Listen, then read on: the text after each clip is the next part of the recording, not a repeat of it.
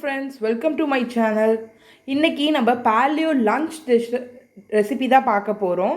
அந்த ரெசிபி என்னன்னா கீரை பொரியல் பார்க்க போகிறோம். இந்த கீரை பொரியலுக்கு இன்றைக்கி நான் வந்து தேங்காய் யூஸ் பண்ண போகிறதில்ல. அதுக்கு பதிலாக நான் வந்துட்டு கரம் மசாலா லைட்டாக ஆட் பண்ணி கொஞ்சம் ஸ்பைஸியாக பண்ண போகிறேன். இந்த ரெசிபிக்கு தேவையான ஐட்டம்ஸ், அதாவது இன்க்ரீடியன்ட்ஸ் என்னென்னு பார்த்துடலாம். இதுக்கு வந்து இன்றைக்கி நான் எடுத்துருக்கிறது வந்து முளைக்கீரை ஒரு கட்டு எடுத்திருக்கேன். அப்புறம் நெய், தாளிக்க தேவையானது கடுகு, சீரகம், பெருங்காயத்தூள், 10 பல் பூண்டை வந்து நல்லா இடித்து வச்சுக்கணும். ஒரு பச்சை மிளகா, ஒரு வெங்காயம், சின்ன வெங்காயம் 1 எடுத்திருக்கேன். இப்போது இந்த ரெசிபியை எப்படி செய்யலாம் அப்படின்றத பார்க்கலாம். வாங்க வீடியோக்குள்ளே போகலாம். இந்த கீரை பொரியல் செய்யறதுக்கு அடுப்பில் ஒரு வாணலி வச்சுக்கணும்.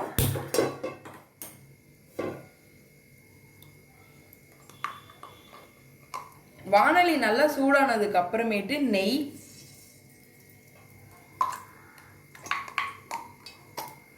1 ஸ்பூன் விட்டுக்கோங்க.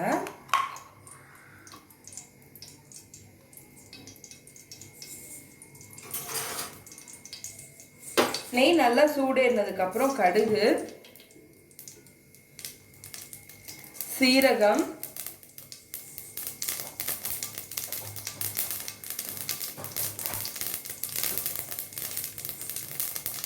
கட் பண்ணி வச்சிருக்க ஒரு பச்சை மிளகா,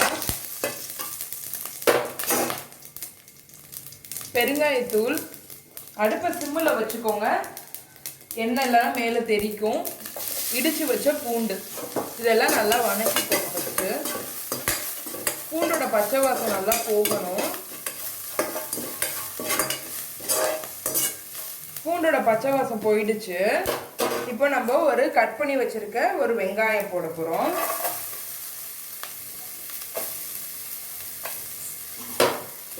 இந்த வெங்காயம் வணங்குறதுக்கு கொஞ்சமாக உப்பு,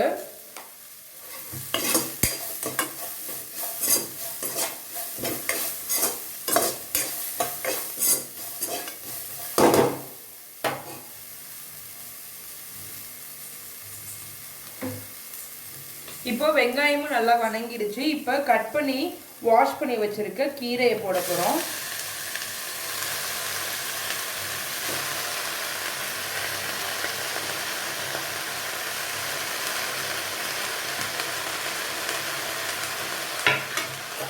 இப்போ இந்த கீரையை நல்லா பரட்டி விட்டுக்கணும்.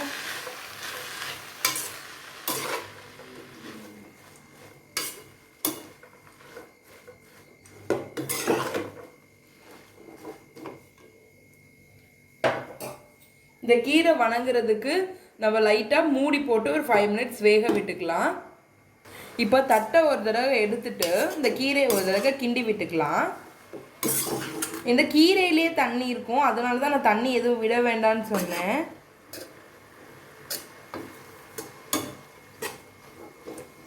பார்த்தீங்களா, நான் கீரை தண்ணியே விடலான்னு எவ்வளோ தண்ணி வந்திருக்கு அப்படின்னு.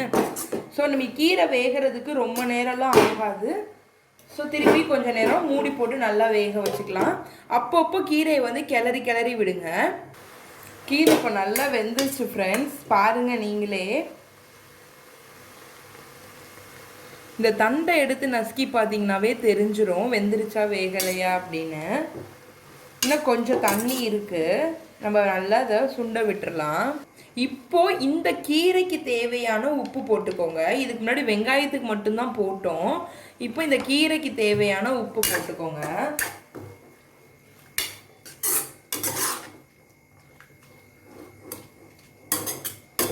இந்த தண்ணிலாம் நல்லா சுண்டட்டும், அது வரைக்கும் மூடி போட்டு வேக வச்சுக்கோங்க. இப்போது தண்ணி நல்லா சுண்டிடுச்சு. இந்த ஸ்டேஜில் வந்துட்டு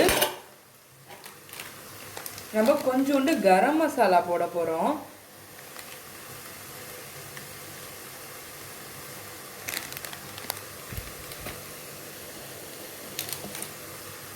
லைட்டாக மிளகுத்தூள்,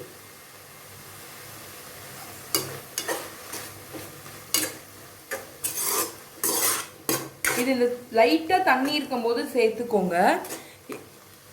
ஏன்னா அப்போ தான் வந்து அந்த கீரைக்குள்ளே அந்த எசன்ஸ் கொஞ்சம் இறங்கும்.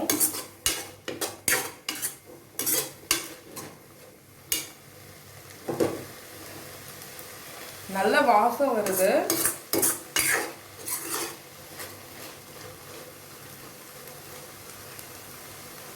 இப்போ கீரைக்கு கொஞ்சம் லைட்டாக உப்பு பார்த்துக்கோங்க.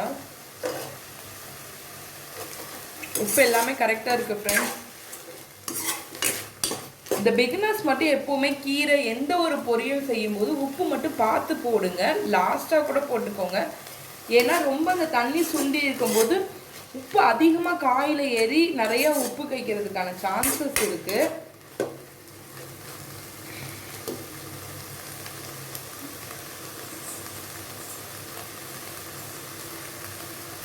அவ்வளோதான் ஃப்ரெண்ட்ஸ், கீரை பொரியல் ரெடி ஆகிடுச்சு. இப்போ நம்ம அடுப்பை ஆஃப் பண்ணிவிட்டு இதை ஒரு சர்விங் பவுலுக்கு மாற்றிடலாம்.